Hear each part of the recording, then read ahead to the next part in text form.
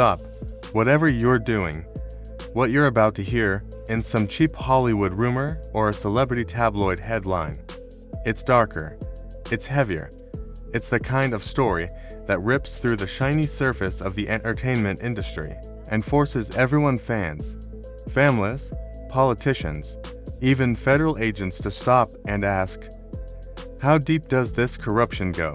This isn't about a broken marriage, a drunken night out, or another predictable scandal. No, this is about a young man named Reggie Carroll, a rising comedian who had the world at his feet.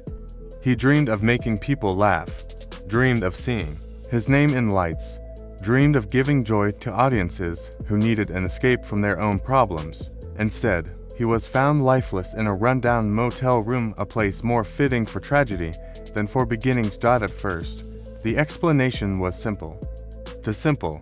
Officials hinted at a fight gone wrong, a scuffle that spiraled out of control. They pointed at one man, Morris Williams, bodyguard to legendary comedian Katt Williams. A neat package, a clean wrap-up, but something didn't sit right. And very quickly, the cracks began to show. Reggie wasn't just another comic hustling for laughs. Those who knew him describe him as someone with a spark. His friends said his eyes carried hope, his voice carried fire, and his dreams stretched further than the tiny clubs where he first performed. He grew up on stories of how comedy could change lives, how laughter could heal wounds. He wanted that power, not for fame alone, but because he truly believed humor was a gift he could give the world. In interviews, he often joked that his mother was his first audience, and if she laughed, the world would too. But behind his quick smile, Reggie had also begun to notice things in Hollywood that disturbed him.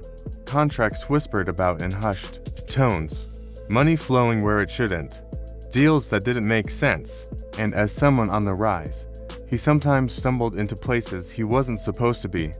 What started as curiosity became knowledge, and what he knew, according to those closest to him, became dangerous. The night Reggie died should have been another step in his journey, not the end. Instead, his body was carried out of a cheap motel, zipped inside a black bag. To the public, officials offered a quick story, a violent altercation, nothing more. But then came the whispers, then came the videos, then came the people who refused to stay silent. The first shockwave was a leaked backstage clip. The footage showed Reggie, voice trembling but firm, shouting words that no one could forget. I won't stay silent. You can't stop me. The world will know the truth. Seconds later, the clip cut off. Sharp, sudden, deliberate. The silence that followed was deafening. Soon, more footage surfaced, this time from hotel surveillance. The video was grainy, but clear enough to see Reggie face to face with Morris Williams. Reggie's hands shook as he stood his ground. His words were sharp, you can kill me, but I won't cover your lies. Moments later, the recording glitched. When the image returned, Reggie was gone. By the next morning, his body was discovered. The final piece of heartbreak came when his cousin stepped forward. In a tear-filled interview, he revealed that Reggie had called him the night before. His cousin's words cracked through the nation like thunder. He said, "If I don't make it through tomorrow, tell everyone it wasn't an accident. Tell them I was silenced. That wasn't a coincidence." That was a warning. Reggie wasn't just building his comedy routine. Insiders claim he had something far more dangerous. Proof. Whispers began that Reggie had screenshots, emails, and financial documents tied to Katt Williams' tour. They hinted that the comedy shows weren't just about jokes and ticket sales. They were a cover for money laundering, hidden investors, and shady deals with producers. If true, Reggie wasn't just a comedian, he was a whistleblower waiting to happen.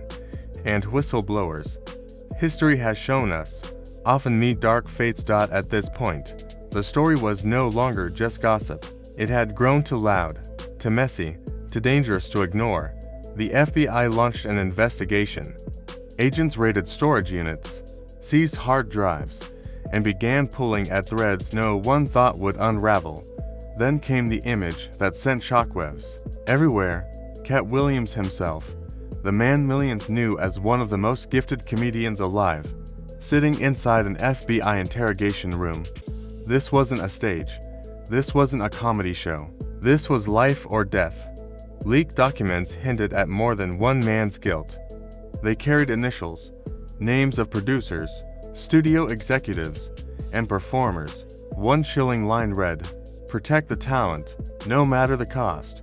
That phrase alone changed the tone. Protect at what cost? Silence. Intimidation. Blood. Hollywood went into lockdown. Studios canceled projects. Brands cut ties. Comedians suddenly went missing from social media. Executives refused interviews. The laughter stopped, and outside, the people lit candles. Thousands gathered with signs reading "Justice for Reggie." The hashtags exploded. Hashtag Justice for Reggie. Hashtag Katt Exposed. Hollywood Cover-Up. It wasn't just fans anymore. Politicians spoke. Senators called for hearings. The FBI promised more subpoenas. Hollywood's perfect image was collapsing.